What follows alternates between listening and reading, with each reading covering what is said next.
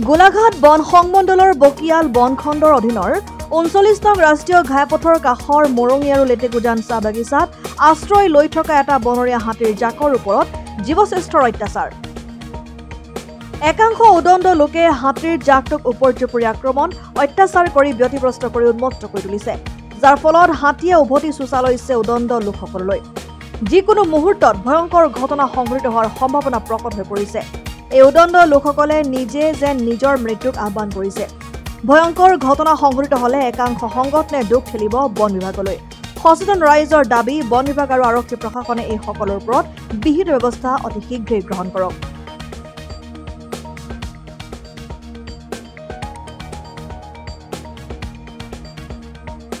এইখিনি কেতিয়াবা লেটেকু বাগান, কেতিয়াবা দৈগুৰুম বাগান, কেতিয়াবা গুটিবাৰী, কেতিয়াবা এই আমাৰ বগীতলা, এইসমূহ অঞ্চলসমূহতে তেওঁলোকে বিচৰণ কৰি থাকে।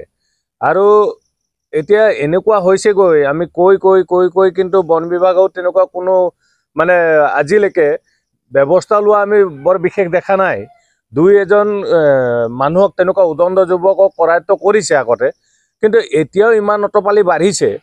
গতিকে এটা কথা ক'ব লাগিব, যিবিলাক ল'ৰাই আজি বাগিচাতে হওক বা অন্যান্য ঠাইত যেতিয়া নিৰাপদ স্থানত হাতীখিনি থাকে, তাত গৈ পেলাই কেটেপা মাৰা, এই শিলগুটি দলিওৱা, এনেসমূহ কাৰ্যবিলাকৰ কাৰণে বন বিভাগে কিন্তু খুব অতি সোনকালে তৎপৰতা দেখুৱাব লাগে। আৰু অকল বন বিভাগৰ গাটো যে এই মানে দায়িত্ব আছে এনে কথা নহয়। আমাৰ জনসাধাৰণেও কিন্তু এনেসমূহ যদি কাৰ্যবিলাক দেখে অতি শীঘ্ৰে চিনাক্তকৰণ কৰিব লাগে, তাক ভিডিঅ' কৰিব লাগে, আৰু ল'ৰাটোক সেই সময়তে যদি পাৰে ৰাইজে কিন্তু সেই ল'ৰাজনক কিন্তু মানে ধৰি বান্ধি তাৰ ব্যৱস্থা কৰিব পাৰে।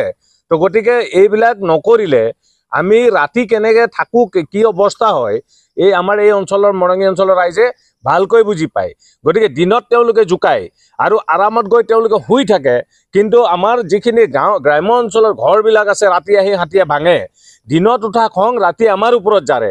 যিবিলাক মানুহ দিন হাজিৰা কৰি এসাঁজ খাবলৈ নাই, দিন হাজিৰা কৰি তেওঁলোকে আহি ৰাতি নিৰাপদে শুব বিচাৰে, সেইসমূহ ঘৰ ভাঙি চিঙি তহিলং কৰিছে। যাৰ কাৰণ হৈ গ'ল এই উদণ্ড যুৱকবিলাক। ইমানে মানে নিকৃষ্ট মানৰ এই যুৱকবিলাক, তেওঁলোকে ব্ৰেড বিস্কুট লৈ গৈ হাতীক জোকাবৰ কাৰণে দিনটোৰ কাৰণে ওলাই আহে।